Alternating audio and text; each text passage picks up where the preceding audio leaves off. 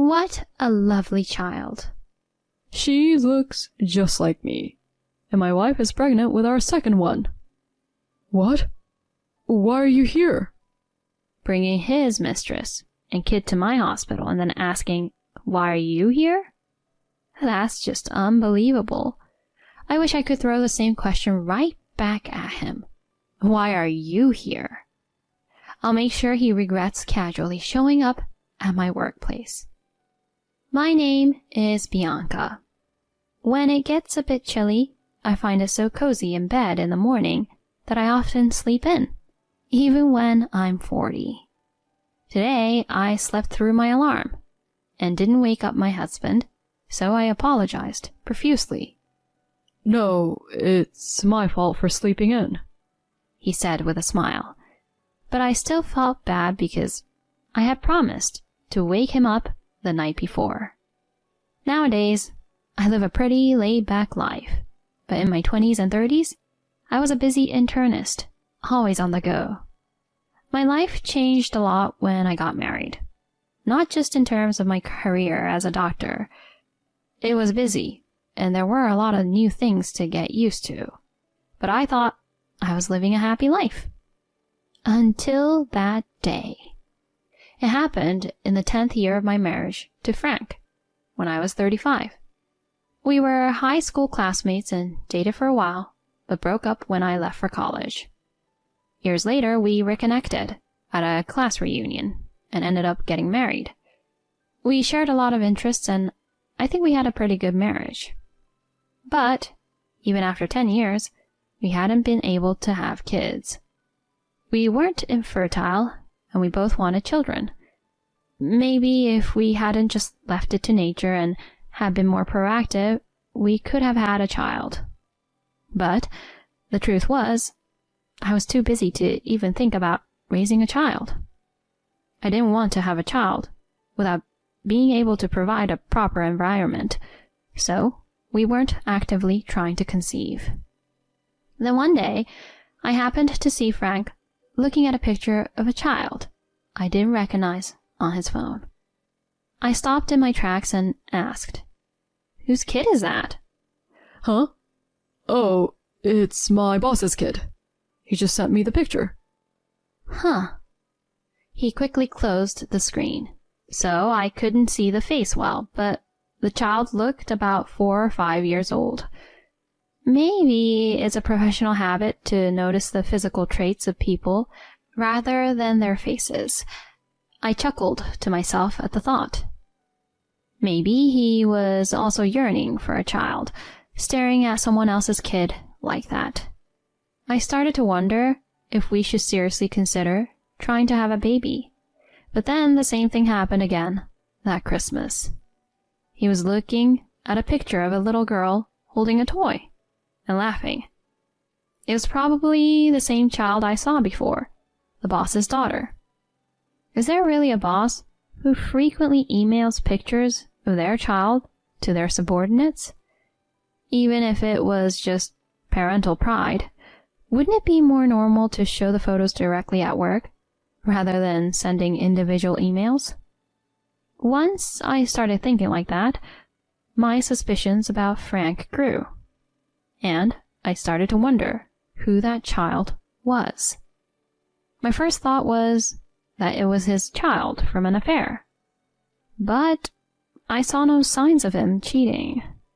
Of course, I couldn't be sure since I worked night shifts, and he could have been sneaking out then. But knowing how he always tidied up the room and took care of the laundry and meals when I was away, it seemed unlikely. He worked during the day and spent the evenings with me, or did chores when I was on night shifts. I didn't think he had time for an affair, but I couldn't shake the feeling that something was off. So I took a day off without telling him and decided to stake out near his office. Thinking I was foolish to waste my day off like this, I waited at a cafe in front of his office, sipping coffee. After a while, Frank left the office later than usual for a sales call. I quickly left the cafe and followed him. He went to an apartment, and when he rang the doorbell a woman and a little girl came out to greet him with smiles. It was a girl from the photo, and I just broke down crying. But it was just a woman and a child coming out to greet him. There was no solid proof. Maybe he was just visiting a friend and her child. But my gut told me that the woman was his mistress and the child was his. I was probably right. That day, I lied to him that I was tied up with work and couldn't come home, and stayed at a hotel instead. The moment I thought my husband might be cheating, I couldn't bear to breathe the same air as him. He seemed to be home, but he didn't doubt my lie at all, and just said kindly, "Don't work too hard." I even felt irritated by his warm words, wondering if I had been deceived by his superficial kindness all this time. I couldn't stand him anymore, seeing him as nothing but filthy, and I didn't even want to talk to him. Even after I returned home, the atmosphere was terrible. In front of me, he would say things like, "You must be tired. Poor thing." But whose fault was that? I used to appreciate his kindness, but now I couldn't feel that way anymore. Was this what it felt like to fall out of love with someone? Honestly, I had no idea about divorce at the time. Or rather, you don't research these things unless you're considering divorce. Nobody gets married with the intention of getting divorced, after all. After that, I started learning about the law and gathering evidence, steadily preparing for divorce. Having a detective do his work would take time, but surprisingly, I quickly found out about the other woman. My husband and his mistress, Myra, met in a cafe about a year after we got married. He fell for Myra, a waitress there, at first sight, and started visiting the cafe regularly for lunch. They began talking little by little, and though they didn't exchange contact information at first, keeping it strictly as customer and waitress, one night he asked her out for dinner. From there, they quickly became romantically involved. He mainly visited her house in between work, rarely going on dates, probably to avoid being seen. Every other week or so, the detective sent me detailed reports about my husband's affair. The more I learned, the less I wanted him in my sight. It was a necessary process to gather evidence, but it was tough. Reluctantly, I switched to mostly night shifts to avoid seeing him. Fortunately, he didn't suspect a thing. Thinking I just needed to go through with a divorce, about a month after the incident, a family walked into my consultation room, saying, "Excuse us." "Okay, Maya, be good." "No, I don't want the medicine." Maya, a little patient who came in with a fever, was crying, not wanting to take the medicine she'd be prescribed later. Her mother tried to soothe her, while her father looked at his crying child with a loving gaze. They seemed like a perfectly happy family. If only the father wasn't my husband. Incredibly, my husband, seemingly forgetting where I worked, came to my hospital with his mistress and their child. It goes without saying that I nearly crushed the computer mouse I was holding when I saw the chart. And he didn't even realize I was the doctor, busy doting on the child right in front of me. "Look, Daddy's here. No need to cry," he cooed in baby talk. What's with that baby talk? Isn't he embarrassed? Especially in public and in front of his wife? I almost wanted to lecture him. If you're going to cheat, at least hide it thoroughly. What a lovely child. He turned around with a big smile and said, "Right? She looks just like me. And actually, my wife is pregnant with our second..." "Wait, why are you here?" The moment he saw my face, his expression froze. But I said with a smile, "Could you please keep it down in the hospital?" But this isn't your hospital, is it? Oh, dear. Didn't I tell you I help out at this affiliated hospital twice a week? Did you forget? Frightened by my smile, his face turned pale, and Myra, his mistress, worriedly asked, "Are you okay?" What a lucky girl Maya is to have such great parents. "Ah," Myra replied, clearly confused about why I was suddenly praising them. She seemed unsure what to say, but managed a polite, "Thank you." Meanwhile, my husband was trembling and eventually collapsed to the ground. "Honey, are you okay? You don't have a cold too, do you? Are you feeling sick?" She asked him, but he couldn't answer. Interesting. Even my husband wasn't shameless enough to be called honey by his mistress in front of his wife and respond with, "Yes, dear." "Is your husband okay?" I asked sarcastically. Then my husband, with a forced smile and a strained expression, was sweating profusely and looking off into the distance. Seeing this, Myra suggested, "Hey, if you're feeling sick, why don't you see the doctor too?" "That's a good idea. Maybe he should consider surgery to prevent having more children. That would be good not just for his health, but for his life too." "What?" She looked at me shocked, while he twitched beside her. Don't make such a face, dear. I've known about your affair for a while now." What? My husband, who had been reacting like a broken robot, suddenly seemed to come back to life.